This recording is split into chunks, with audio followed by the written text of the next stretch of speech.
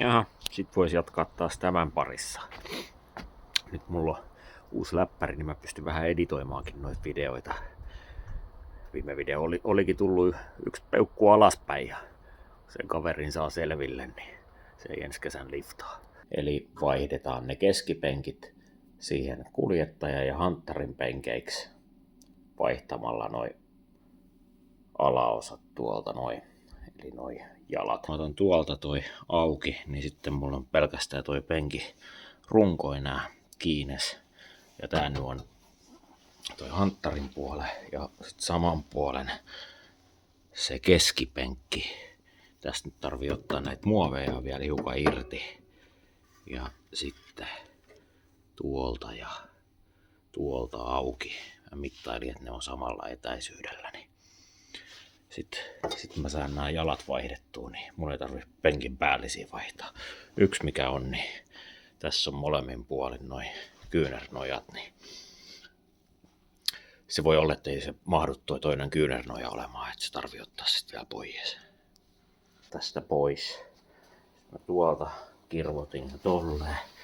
Mun tarvii tuolta sitten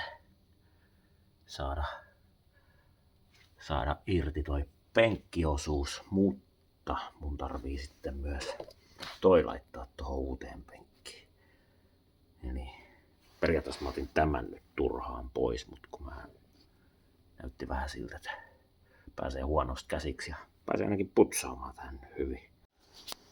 No niin, nyt mä sain purettua täältä tuen pois. Täytyy vielä ottaa noin kierretapit tuolta. Siirretään ne tänne näin. Yksi lähti käsi. Täällä on ihan sama runko. Niin mä saan sen suoraan tuohon paikalle. Noita reikiä vähän avarsinko. Ne oli aika surkeet. Otti sen verran kierteisiä kiinni, että meinasi tää muovi hajota ihan totaalisesti. No niin, sai putsattua tämä sähköpenkkiosuuden tässä. Säätölaitteelle vielä reikä tonne noin. En viitti sitä nyt ruveta rälläköimään, kun ilta on sen verran pitkällä, niin tekee sen sitten, kun tekee muutakin, niin on tässä sitten ihmettelemässä, kun jossain rupeaa palamaan. Tulit vähän hommiin. Eli tohon pitää tehdä tuolin tai penkin säädöillä reikä. Se meni siihen. Sitten vaan päälliset tuolta alhaalta kiinni. No niin, nyt on kuskin penkki kasattu. Laitoin vähän rasvaa vielä noihin säätövarsiin, miksi niitä sanotaan. Joutuisin pari kertaa sen kasaamaan, kun unohdin, kun täällä oli tuolla välissä on semmoinen paksu prikka tuossa penkin etuosassa, niin tietysti kasasin seisomaan niitä kaksi. Tuo reikä tuohon nyt jää kyllä, ja se hiukan jää näkyviinkin. Täytyy miettiä siihen sitten joku peitepalane jossain kohtaa. Ei jaksa nyt ruveta noin pikkuasioiden kanssa puljaamaan. Siinä on nyt, toi on itse asiassa vanha hanttarin penkki, toi ja tuo uusi kuskin penkki, mutta siinä näkyy tommonen pikkuinen sävyerokin, että kuinka paljon aurinkoa on muuttanut väri tässä, kun ne on ollut siinä edessä tuulilasista aurinko paistanut sisään, niin todennäköisesti nyt penkit on sama värisen sen takasohvan kanssa ja muutenkin ryhdikkäämmät. Nyt mä voin demota sen irtoa.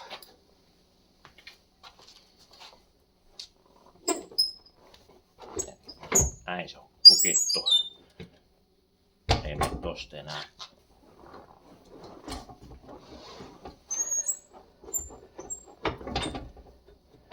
Se olikin loistava. Siinä kävi just niin kuin mä ajattelin. Eli tää pitää ottaa pois. Se tulee niin lähelle, että se ottaa siihen pilariin kiinni. etupää alkaa kasaantumaan mattopaikalla. Tää lattia tässä tarvii tehdä, niin voi laittaa toi listan tohon, ettei toi matto hörsytä tollain. Sieltä löytyi kaveri, joka tulee tähän.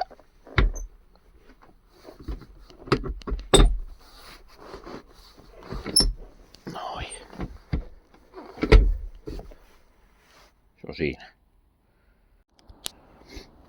Penkit oli siinä. Tilan matto on paikallaan. Vähän vielä tonne, kun täytyy kasailla. Niin tää alkaa olemaan ready.